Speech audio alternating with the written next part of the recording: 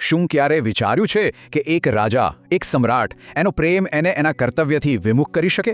આજે આપણે શ્રીમદ ભાગવતની એક એવી જ અદ્ભુત કથા વિશે વાત કરવાના છીએ જે કર્તવ્ય, ત્યાગ અને એક પિતાના હૃદય વચ્ચેની આ નાજુક રેખાને દર્શાવે છે. તો ચાલો આ કથાની શરૂઆત કરીએ.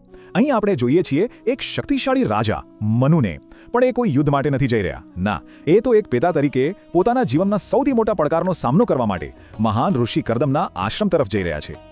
આ વાક્ય જ આખી કથાનો ભાવનાત્મક પાયો છે.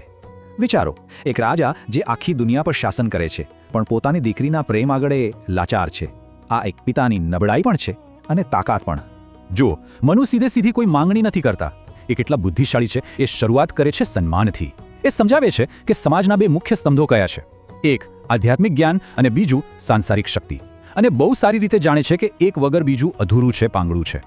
એકવાર આ પરસ્પર સન્માનનો પાયો નંખાઈ જાય છે પછી મનુ પોતાનું હૃદય ખોલે છે. એ ખાલી પોતાની દીકરીના લગ્ન કરાવવા નથી માંગતા. ના, એ તો એને એકદમ યોગ્ય જીવનસાથી અપાવવા માંગે છે. અને સૌથી રસપ્રદ વાત એ છે કે એમની દીકરી દેવહૂતિએ તો પોતાની પસંદગી કરી પણ લીધી છે. અને અહીં આવે છે મનુનું સૌથી ચતુર પગલું. એ આ વાતને અંગત વિનંતી તરીકે રજૂ નથી કરતા, પણ એક ધાર્મિક કર્તવ્ય તરીકે રજૂ કરે છે. એમની દલીલ એકદમ સ્પષ્ટ છે. જ્યારે કોઈ નિષ્ઠાપૂર્વક કોઈ ભેટ આપે તો એનો અસ્વીકાર કરવો, ભલે તમે મોટા તપસ્વી કેમ ન હો, એ ધર્મની વિરુદ્ધ છે. શું દલીલ છે નહીં? તો હવે સવાલ એ ઊભો થાય છે કે શું એક તપસ્વી જેણે આખી દુનિયાનો ત્યાગ કરી દીધો હોય એ લગ્નના બંધનને સ્વીકારશે? આ એક મોટો પ્રશ્ન હતો. ચાલો જોઈએ કે ઋષિ કર્દમ શું નિર્ણય લે છે. અને ઋષિ કર્દમનું વ્યક્તિત્વ જુઓ. એ ખાલી પ્રસ્તાવ સ્વીકારતા નથી, પણ એ દેવહૂતિના ગુણોની ભરપૂર પ્રશંસા પણ કરે છે. એ તો એ કથા પણ યાદ કરે છે કે કેવી રીતે દેવહૂતિના સૌંદર્યથી મોહિત થઈને એક સ્વર્ગીય જીવ પણ પોતાના વિમાનમાંથી પડી ગયો હતો. એટલે એ દેવહૂતિની યોગ્યતાને પૂરેપૂરી રીતે સ્વીકારે છે. એ કહે છે કે કોઈ પણ સમજદાર વ્યક્તિ આવી કન્યાનો અસ્વીકાર કરી જ ન શકે. પણ એમની સ્વીકૃતિ એક શરત સાથે આવે છે. અને અહીં આખી કથા એક બહુ જ રસપ્રદ વળાંક લે છે. કર્દમ ઋષિ લગ્ન માટે સંમત તો થાય છે, પણ એમની એક શરત છે. અને આ શરત કોઈ અંગત પસંદગી નથી, પણ એ વાતનું ઉત્તમ ઉદાહરણ છે કે સાંસારિક કર્તવ્યો અને આધ્યાત્મિક લક્ષ્યો આ બંનેને કેવી રીતે એકસાથે સંતુલિત કરી શકાય છે. આ એક ખરેખર બહુ ગહન નિવેદન છે. કર્દમ ઋષિ પરમહંસના માર્ગનું સન્માન કરે છે, જે આધ્યાત્મિકતાની સર્વોચ્ચ કક્ષા ગણાય છે.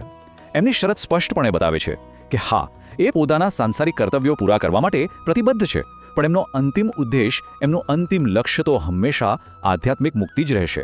શરતો સ્વીકારાઈ જાય છે અને ઋષિ કર્દમ એકદમ મૌન થઈ જાય છે. એમના ચહેરા પરનું શાંત સ્મિત દેવહૂતિને મોહિત કરી લે છે. અને બસ એ જ ક્ષણે દેવહૂતિ સમજી જાય છે કે એણે જીવનની સૌથી સાચી પસંદગી કરી છે. અને પછી રાણી શત્રુપા આ દિવ્ય મિલનને ભવ્ય ભેટોથી શણગારે છે. પણ આ ખાલી ભેટ નથી, સમજો. આ તો બે અલગ અલગ દુનિયા, એક રાજવી અને બીજી આધ્યાત્મિક ના સંગમનું પ્રતીક છે. અને પછી એક ક્ષણ આવે છે જે દરેક માતા પિતાના જીવનમાં આવે છે, વિદાયની ક્ષણ. પ્રેમ અને દુઃખનું જે મિશ્રણ રાજા મનુ અનુભવે છે એ એક સાર્વત્રિક લાગણી છે. એ કોઈ સમય કે સંસ્કૃતિના બંધનમાં બંધાયેલી નથી, ખરું ને? તો પોતાની દીકરીની ખુશી સુનિશ્ચિત કર્યા પછી મનુ પોતાની રાજધાની પાછા ફરે છે. પણ એમની વાર્તા અહીં પૂરી નથી થતી, કારણ કે એમના રાજ્યનો જે પાયો છે એ પણ એમની ભક્તિ અને કર્તવ્ય પર જ ટકેલો છે. એમની રાજધાનીનું નામ બર્હિષ્મતી કેમ પડ્યું? આની પાછળ પણ એક અદ્ભુત દિવ્ય ઘટના છુપાયેલી છે. જરા કલ્પના કરો, એક એવા રાજ્ય પર શાસન કરવું જેનો પાયો સ્વયં ભગવાને રાખ્યો હોય. જ્યારે ભગવાને વરાહ અવતાર લીધો ત્યારે એમના વાળમાંથી જે કુશ અને ઘાસ બન્યું એના પર જ આ રાજધાની વસેલી હતી. એટલે કે બર્હિષ્મતીની ભૂમિ અત્યંત પવિત્ર હતી, જે મનુના ધર્મપરાયણ શાસન માટે એકદમ યોગ્ય જગ્યા હતી. અને આ જ તો મનુની મહાનતાનો સાચો પુરાવો છે.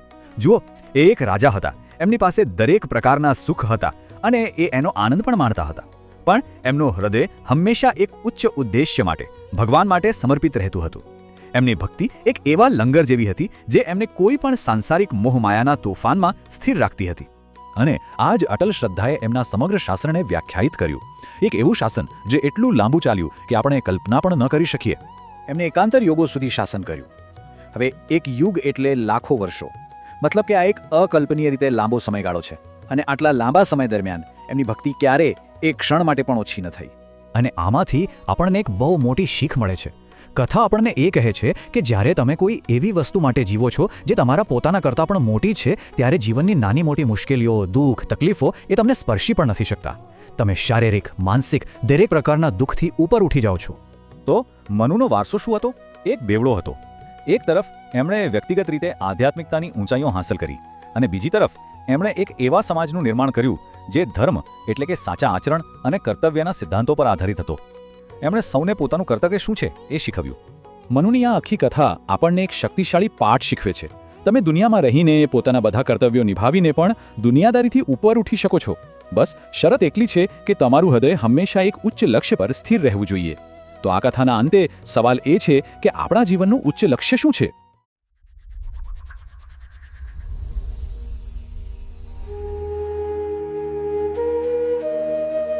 કલ્પના કરીએ એક એવી વ્યક્તિની જે આખી દુનિયા પર રાજ કરે છે, બરાબર.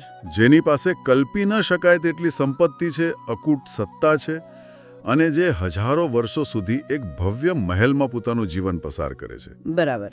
હવે આ જ કલ્પનામાં આપણે એક નાનકડો ફેરફાર કરીએ. કેવો ફેરફાર? આ બધું જ હોવા છતાં એ વ્યક્તિ અંદરથી એટલી શાંત અને અલિપ્ત છે, જાણે કે તેની પાસે કંઈ જ નથી, એકદમ ખાલી. ઓહો, આ તો બહુ મોટો વિરોધાભાસ છે. હા, અને સામાન્ય રીતે જ્યારે પણ આધ્યાત્મિકતાની વાત આવે ને ત્યારે મગજમાં એક જ ચિત્ર ઉપસે છે કે બધું છોડીને જંગલમાં જતા રહેવું, જાણે કે સત્તા કે સંપત્તિ અને આધ્યાત્મિકતા વચ્ચે કોઈ કાયમી દુશ્મની હોય. પણ આજના આ ઊંડાણપૂર્વકના અભ્યાસમાં આપણે આખી માન્યતાને જડમૂળથી તપાસવાના છીએ. બિલકુલ સાચી વાત છે. અને આજના આ ગહન અભ્યાસનો સ્ત્રોત છે શ્રીમદ ભાગવતમ, સ્કંધ 3, અધ્યાય 22. અહીં આપણને એક અત્યંત ઐતિહાસિક અને બહુ જ રોમાંચક મુલાકાત જોવા મળે છે. પૃથ્વીના સર્વસત્તાધીશ સમ્રાટ મનુ અને ગાઢ જંગલમાં તપસ્યા કરતા મહાન ઋષિ કર્દમ વચ્ચેનો આ સંવાદ છે. એટલે આ માત્ર કોઈ વાર્તા નથી, પણ ના, આ કોઈ સામાન્ય પૌરાણિક કથા નથી, પરંતુ માનવ મનોવિજ્ઞાન, સત્તાના સંતુલન અને ખૂબ જ અનોખા લગ્ન પ્રસ્તાવનું ઊંડું વિશ્લેષણ છે. અને આજના આ અભ્યાસનું આપણું મિશન પણ એ જ છે. એક ચક્રવર્તી સમ્રાટ પોતાની પુત્રી માટે એક સંન્યાસી પાસે પ્રસ્તાવ લઈને કેમ જાય છે? લગ્ન માટે ઋષિ એવી કઈ કડક શરત મૂકે છે જેને આપણે આધ્યાત્મિક દુનિયાનું સૌથી કડક પ્રીનપ્શિયલ એગ્રીમેન્ટ કહી શકીએ? સાચી વાત. અને સૌથી અગત્યનું, સંપૂર્ણ ભૌતિક સંપત્તિ વચ્ચે પણ કોઈ વ્યક્તિ માનસિક રીતે કેવી રીતે અલિપ્ત લઈ શકે, એ આપણે આજે સમજવું છે. ચોક્કસ. તો જુઓ, શ્લોક 1 થી 8માં આ ઐતિહાસિક મુલાકાતની શરૂઆત થાય છે. સમ્રાટ મનુ પોતાના રથ પર બેસીને ઋષિ કર્દમના આશ્રમે પહોંચે છે. અહીં જોવા જેવી વાત એ છે કે મનુ એક સમ્રાટ છે, પણ તેઓ ઋષિ સમક્ષ અત્યંત આદર અને નમ્રતાપૂર્વક વર્તે છે. એકદમ જમીન સાથે જોડાયેલા, ખરું ને? હા, બિલકુલ. અને મનુ ત્યાં જઈને બહુ સુંદર દાર્શનિક વાત કરે છે. તેઓ કહે છે કે બ્રહ્માજીએ પોતાના મુખમાંથી બ્રાહ્મણોનું સર્જન કર્યું. જેનો હેતુ શું હતો? જેનો હેતુ તપ, વિદ્યા અને યોગનો પ્રસાર કરવાનો છે. અને બ્રહ્માજીએ પોતાના હજારો હાથમાંથી ક્ષત્રિયોનું સર્જન કર્યો, જેનો હેતુ બ્રાહ્મણોનું અને સમાજનું રક્ષણ કરવાનો છે. મનુ અહીં એક બહુ સરસ રૂપક વાપરે છે. અચ્છા, કયું રૂપક? તેઓ કહે છે કે બ્રાહ્મણો એ બ્રહ્માજીનું હૃદય છે, જ્યારે ક્ષત્રિયો એ તેમના અંગ એટલે કે હાથ છે. ચાલો અને વિસ્તારથી સમજીએ. જો આ રૂપકને માનવ શરીરની કાર્યપ્રણાલી સાથે સરખાવીએ ને તો વાત એકદમ સ્પષ્ટ થઈ જાય છે. અહીં બ્રાહ્મણ તત્વ એટલે કે મગજ અથવા જ્ઞાન, હા, જે દિશા બતાવે છે. બિલકુલ, જે શરીરને વિચારવાની શક્તિ આપે છે અને સાચી દિશા બતાવે છે. જ્યારે ક્ષત્રિય તત્વ એ અંત શરીરની રોગ પ્રતિકારક શક્તિ અથવા સ્નાયુઓ છે.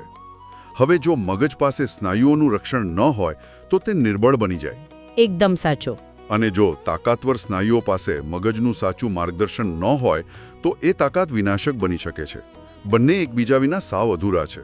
જો આપણે અને વિશાળ સંદર્ભમાં જોઈએ તો આ જ કારણસર મનુ કહે છે કે બંને વર્ણોએ એકબીજાનું રક્ષણ કરવાનું છે, અને અંતિમ રક્ષણ તો પરમાત્મા જ કરે છે. આ દ્રશ્યમાં એક બહુ મોટો સામાજિક અને મનોવૈજ્ઞાનિક સિદ્ધાંત છુપાયેલો છે. એટલે સત્તા અને જ્ઞાનનું સંતુલન, રાઈટ? હા, જ્યારે સત્તા એટલે કે પાવર જ્ઞાન સમક્ષ નતમસ્તક થાય છે, ત્યારે જ સમાજમાં સંતુલન જળવાય છે. મનુ કહે છે કે ઋષિના દર્શન માત્રથી તેમના તમામ સંશયો દૂર થઈ ગયા છે. એક શાસક માટે પોતાના અહંકારને બાજુ પર મૂકીને કોઈ જ્ઞાની વ્યક્તિ સમક્ષ ઝૂકવું એ સાચા નેતૃત્વની નિશાની છે. પણ મનુ ત્યાં માત્ર તત્વજ્ઞાનની ચર્ચા કરવા નહોતા ગયા. આ મુલાકાતનો હેતુ કંઈક બીજો જ હતો. હા, બિલકુલ. એક પિતા તરીકે તેઓ પોતાની પુત્રી માટે ત્યાં ગયા હતા, જે વાત ખરેખર બહુ જ આશ્ચર્યજનક લાગે છે. સાચી વાત છે. શ્લોક 9 થી 14માં આ પ્રસ્તાવની વાત આવે છે. મનુ પોતાની પુત્રી દેવહૂતિનો પરિચય આપે છે, અને દેવહૂતિ કોઈ સામાન્ય કન્યા નથી. રાજકુમારી છે ને? હા, તે પ્રિયવ્રત અને ઉત્તાનપાદ જેવા મહાન પરાક્રમી રાજકુમારોની બહેન છે. હવે અહીં સૌથી આકર્ષક બાબત એ છે કે દેવહૂતિએ ઋષિ કર્દમને ક્યારેય જોયા જ નથી.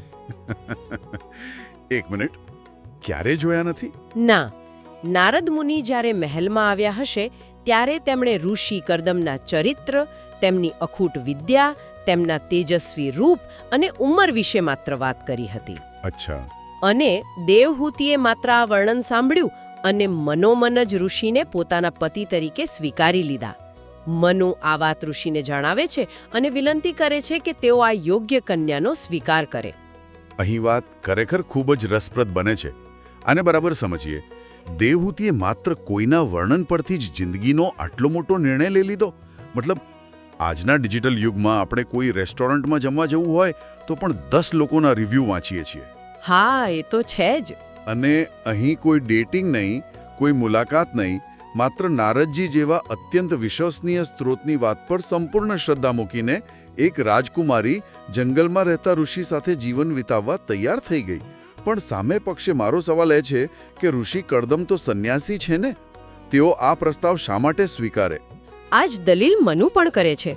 મનુ અત્યંત વ્યવહારિક વાત કરતા ઋષિને સમજાવે છે કે જ્યારે કોઈ યોગ્ય અને પવિત્ર વસ્તુ સામેથી ચાલીને આવે અને છતાં કોઈ તેનો અનાદર કરે તો તે વ્યક્તિની કીર્તિનો નાશ થાય છે.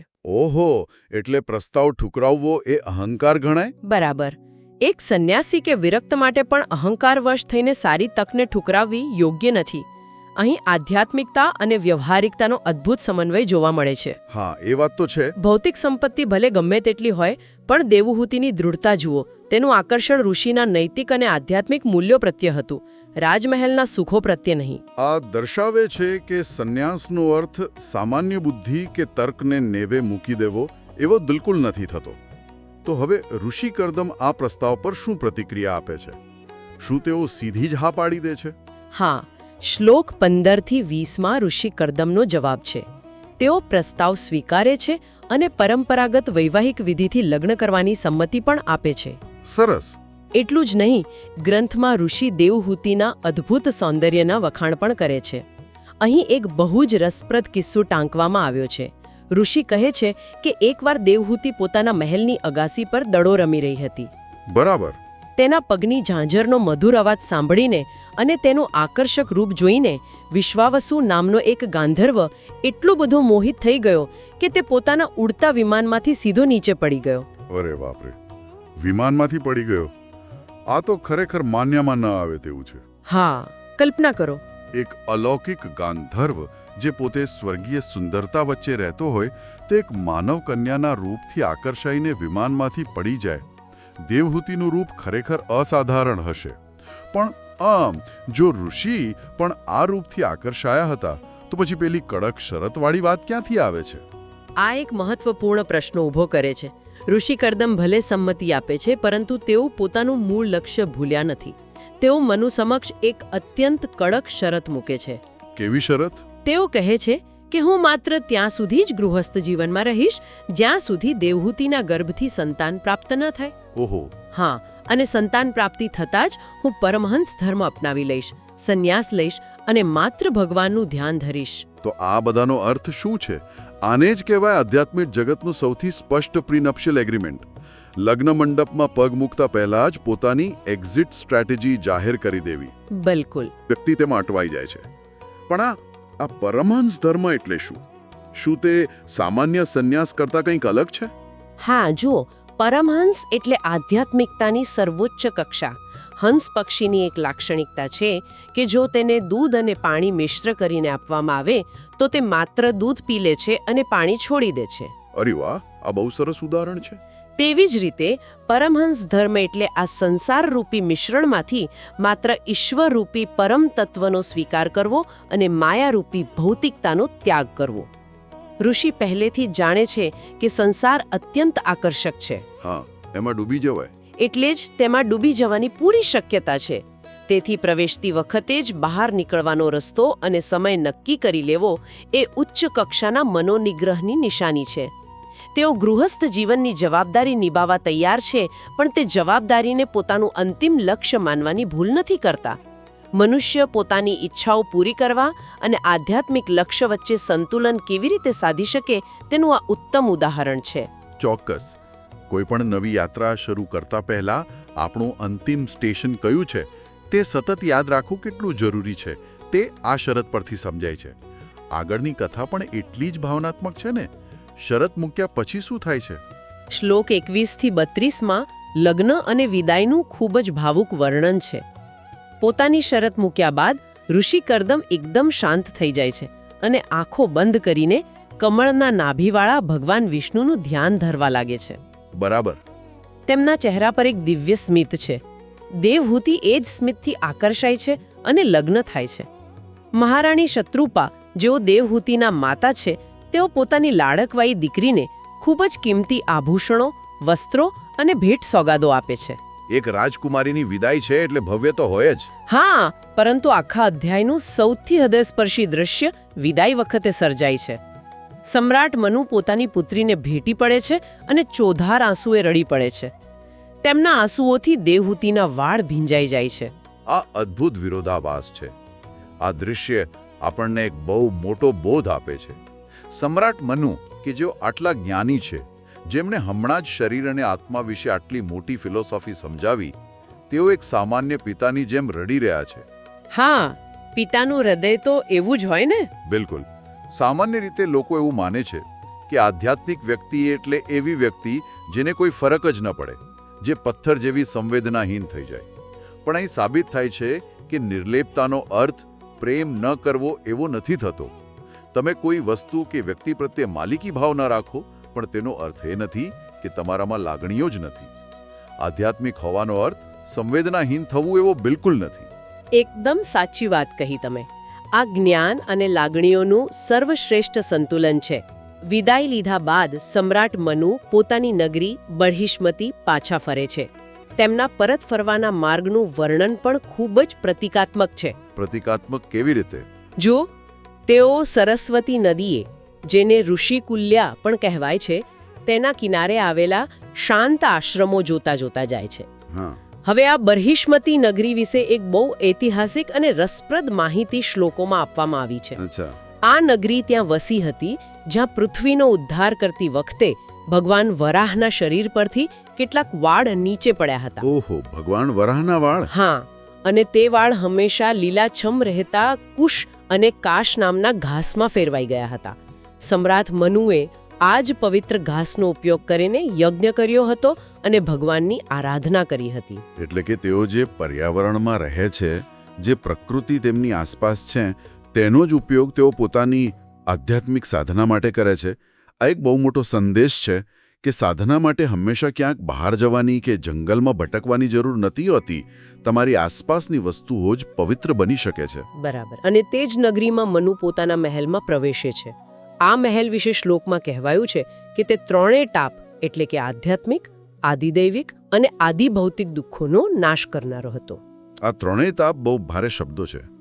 આને આપણે થોડા સરળ કરીને સમજીએ. આ ત્રણ દુઃખો કયા છે અને એક મહેલ તેનો નાશ કેવી રીતે કરી શકે?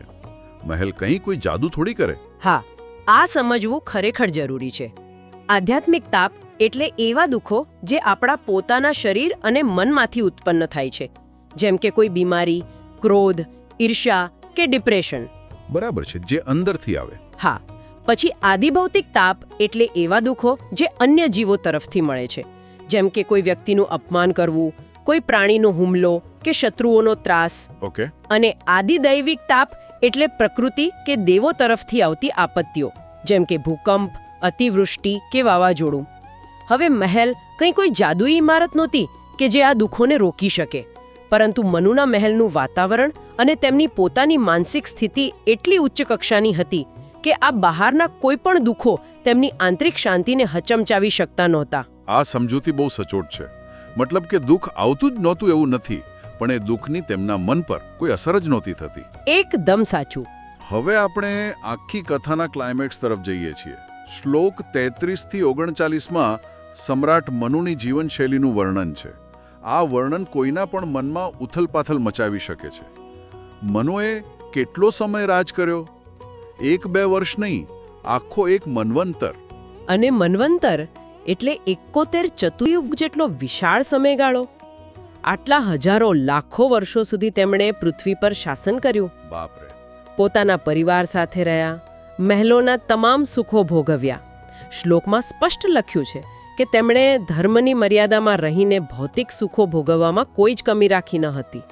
તેમ છતાં કોઈ શારીરિક, માનસિક કે દૈવી દુઃખ તેમને વિચલિત કરી શક્યા નહીં. તેમણે તમામ વર્ણો અને આશ્રમોને ધર્મનો ઉપદેશ આપ્યો, કારણ કે તેઓ પોતે જ ધર્મ જીવી રહ્યા હતા. અહીં મને બહુ મોટો પ્રશ્ન થાય છે અને એક પ્રકારનો પુશબેક આપવાનું મન થાય છે. શું ખરેખર એવું બની શકે? 71 યુગો સુધી સતત અઢળક સંપત્તિ, સર્વોચ્ચ સત્તા અને મહેલોના સુખો ભોગવવા? આજના સમયમાં કોઈ વ્યક્તિ પાસે થોડી સત્તા કે પૈસા આવી જાય ને તો એનો અહંકાર આસમાને પહોંચી જાય છે. હા, સાચી વાત છે. ન થયા અને અહંકારનો શિકાર ન બન્યા. આજના જમાનામાં આ માનવું અઘરું લાગે છે. આની પાછળનું વિજ્ઞાન શું છે? બિલકુલ બની શકે, અને તેનો ભેદ શ્લોક 33માં છુપાયેલો છે. તેમાં એક નાનો અમથો શબ્દ છે, અન્ય વિરોધતા. આનો અર્થ શું થાય? આનો અર્થ થાય છે ધર્મના નિયમો સાથે કોઈ જ બાંધછોડ કર્યા વિના. મનુએ બધું ભોગવ્યું, પણ ક્યારેય ધર્મની મર્યાદા ઓળંગી નહીં. અને આનાથી પણ મોટું કારણ તેમની દિનચર્યામાં છુપાયેલું છે. કેવી દિનચર્યા? શ્લોકો જણાવે છે કે સમ્રાટ મનુ દરરોજ પરોઢિયે પોતાના દિવસની શરૂઆતમાં જ અત્યંત શ્રદ્ધાથી ભગવાન શ્રી હરિની કથાઓ સાંભળતા. તેમનો મોટાભાગનો સમય વિષ્ણુ કથા સાંભળવામાં, ધ્યાન ધરવામાં અને ભગવાન વિશેની ચર્ચામાં જ પસાર થતો. આ કેન્દ્રબિંદુએ તેમને હંમેશા સંતુલિત રાખ્યા. આ બહુ જ રસપ્રદ છે. મતલબ કે મનુ શારીરિક રીતે મહેલમાં હતા, પણ માનસિક રીતે તેઓ ભગવાનના શરણમાં હતા. જો આને આપણે મનોવિજ્ઞાનની દ્રષ્ટિએ જોઈએ તો આ હરિકથા એક માનસિક રીસેટ બટન જેવું કામ કરે છે. એકદમ સાચી સરખામણી છે. તમે રોજ સવારે ઉઠીને એ સાંભળો છો કે આ આખું બ્રહ્માંડ કેટલું વિશાળ છે, તેને ચલાવનાર કોઈ પરમ શક્તિ છે અને તેની સામે તમારી સત્તા એક ધૂળના રજકણ સમાન પણ નથી. આનાથી વ્યક્તિનો અહંકાર રોજ સવારે શૂન્ય થઈ જાય છે. જ્યારે મનુ સિંહાસન પર બેસતા હશે ત્યારે તેઓ પોતાને માલિક નહીં પણ ભગવાનના સેવક સમજતા હશે. આ વિશ્લેષણ અત્યંત સચોટ છે. જ્યારે દિવસની શરૂઆત પરમાત્માના સ્મરણથી થાય ત્યારે સત્તા કે સંપત્તિ સાધન બની રહે છે, સાધ્ય ક્યારેય નથી બનતા. બરાબર. ભૌતિક સુખો તેમને એટલા માટે ન ડગાવી શક્યા કારણ કે તેમનું જોડાણ પરમાત્મા સાથે મજબૂત હતું. આ સાબિત કરે છે કે આધ્યાત્મિકતા માટે જંગલમાં જવું જરૂરી નથી, પણ જીવનનું કેન્દ્ર સાચું હોવું જરૂરી છે. આ વાતને સમજવા માટે આજના સમયનું એક ઉદાહરણ લઈએ. મોટા શહેરમાં ચારે બાજુ ટ્રાફિક અને ઘોંઘાટ હોય, પણ જો તમે નોઇઝ કેન્સલિંગ હેડફોન્સ પહેર્યા હોય તો તમને બહારનો કોઈ જ અવાજ સંભળાતો નથી. હા, એકદમ શાંતિ. તમે ભીડમાં હોવા છતાં એકદમ શાંતિનો અનુભવ કરો છો. અહીં ભૌતિક સંપત્તિ, સત્તા અને મોહ એ બહારનો ઘોંઘાટ છે. પરંતુ મનુની સવારની હરિકથા અને ભગવાનનું ધ્યાન એ નોઇઝ કેન્સલિંગ ફ્રીક્વન્સી હતી, જેણે તેમના મનને આટલા યુગો સુધી એકદમ શાંત અને અલિપ્ત રાખ્યું. બહુ સરસ રીતે સમજાવ્યો. આજના આખા અધ્યાયનો સારાંશ પણ આ જ છે. સાચું જ જ્ઞાન કે આધ્યાત્મિકતા એ જવાબદારીઓથી ભાગવામાં નથી.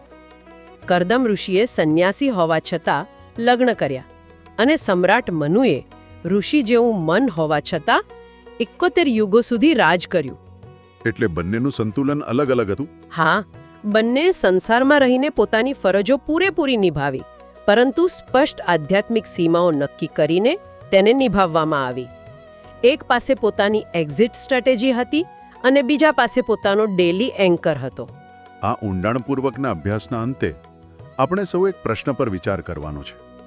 જો સમ્રાટ મનુ હજારો વર્ષો સુધી આખી દુનિયા પર રાજ કરવા છતાં અને અઢળક સંપત્તિની વચ્ચે રહેવા છતાં માત્ર પોતાના દિવસની શરૂઆત પરમાત્માના શ્રવણથી કરીને પોતાની આધ્યાત્મિક શાંતિ જાળવી શકતા હોય, તો આપણે કેમ નહીં? બિલકુલ. તો આજના આ અતિ માહિતી, ગેજેટ્સ અને સતત કોલાહલથી ભરેલા યુગમાં આપણે આપણા દિવસની શરૂઆત માટે કયો એવો આધ્યાત્મિક એન્કર બનાવી શકીએ? એવી કઈ આદત કે એવું કયું કેન્દ્રબિંદુ આપણે સ્થાપિત કરી શકીએ જે આપણને દિવસભરના તણાવ અને મોહ વચ્ચે અડગ રાખી શકે? આ એવો પ્રશ્ન છે જેનો જવાબ અંદરથી શોધવાનો છે. પણ આ સફર અહીં પૂરી નથી થતી. સ્ત્રોત સામગ્રીના અંતિમ શ્લોકમાં કહેવાયું છે કે હવે મનુના સંતાનોની કથા સાંભળો. અરે વાહ! આ એક બહુ મોટી ઉત્સુકતા જગાડે છે. ખરેખર. હવે કર્દમ ઋષિ અને દેવહૂતિનું સંતાન કોણ હશે?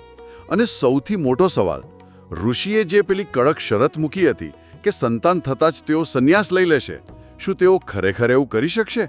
એ શરતનું શું થશે? એ તો જોવું જ રહ્યું. શું દેવહૂતિ, જેણે પોતાનું આખું જીવન ઋષિને સમર્પિત કરી દીધું, તે તેમને જવા દેશે? આના પર વિચાર કરવા જેવો છે.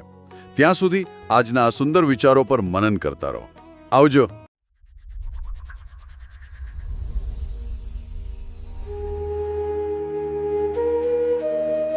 તો ચાલો આજે આપણે કર્તવ્ય, પ્રેમ અને ભક્તિની એક અદ્ભુત પ્રાચીન ગાથા વિશે જાણીએ. આજના વિશ્લેષણમાં આપણે જોઈશું એક પિતાની વિનંતી, પુત્રીની પસંદગી, ઋષિની શરત અને પછી આગળ શું થયું. વાર્તાની શરૂઆત થાય છે મહાન રાજા મનુથી. તેઓ ઋષિ કર્દમ પાસે એક ખાસ વિનંતી લઈને પહોંચ્યા છે. વાત એમ છે કે એમને એમની દીકરી દેવહૂતિ માટે એક લાયક વરની શોધ હતી. પિતા તરીકે એમને ચિંતા હતી. મનુ પહેલા સમાજની વ્યવસ્થા સમજાવે છે. એમના મતે બ્રાહ્મણ હૃદય છે તો ક્ષત્રિય એનું રક્ષણ કરતા બાહુ. અને આ લગ્ન પ્રસ્તાવ એ બંને વચ્ચેના આદર અને સંતુલનને જાળવી રાખવાનો એક માર્ગ છે. એટલે રાજા મનુ ખૂબ જ આદરપૂર્વક પોતાનો પ્રસ્તાવ ઋષિ સામે મૂકે છે. અને અહીં એક ખાસ વાત સામે આવે છે. એ કહે છે કે એમની પુત્રી દેવહૂતિએ પોતે જ કર્દમ ઋષિને પસંદ કર્યા છે. ઋષિ કર્દમ આ પ્રસ્તાવ સ્વીકારી લે છે. એમને પણ આ સંબંધ યોગ્ય લાગે છે. એટલું જ નહીં, એ દેવહૂતિના રૂપ અને ગુણોના વખાણ પણ કરે છે. એમના રૂપથી તો એક ગંધર્વ પણ મોહિત થઈ ગયો હતો. પણ આ સ્વીકૃતિ સાથે એક શરત પણ જોડાયેલી હતી, અને એ પણ એક ગંભીર શરત. એમણે સ્પષ્ટ કહ્યું કે તેઓ લગ્ન તો કરશે, પણ ફક્ત સંતાન પ્રાપ્તિ સુધી જ. કારણ કે ત્યાર પછી એમને પોતાના આધ્યાત્મિક વ્રત એટલે કે પરમહંસ માર્ગ પર પાછા ફરવું હતું. રાજા મનુ શરત સમજી જાય છે અને એમની ચિંતા દૂર થાય છે. પછી આનંદથી વિવાહ સંપન્ન થાય છે. આ અવસર પર મહારાણી શત્રુપા પણ વસ્ત્રો અને આભૂષણો જેવી ભેટ સોગાદો આપે છે. વિદાયની ક્ષણ ખૂબ જ ભાવુક હતી. પ્રેમથી ભરાઈને રાજા મનુ પુત્રીને ભેટી પડે છે અને એમની આંખ ભરાઈ આવે છે. વિવાહ પછી રાજા પોતાની રાજધાની બરિષ્મતી પાછા ફરે છે અને ફરીથી પોતાના કર્તવ્યોમાં લાગી જાય છે. ભલે એ રાજપાટ સંભાળતા હતા, પણ સાંસારિક સુખો એમને એમના આધ્યાત્મિક લક્ષ્યથી દૂર ન કરી શક્યા. અને એમનું શાસન કેટલું લાંબુ ચાલ્યું? પૂરા 71 મન્વંતર સુધી. આ સમયગાળો ઘણો મોટો છે. આવું એટલા માટે શક્ય બન્યું કારણ કે એમણે હંમેશા ભગવાનનો આશરો લીધો. એટલે કોઈ સાંસારિક પીડા એમને સ્પર્શી ન શકી. તો રાજા મનુની આ કથા આપણા માટે એક મોટો સવાલ છોડી જાય છે. સાંસારિક અને આધ્યાત્મિક જીવનમાં સંતુલન કેવી રીતે કેળવવું?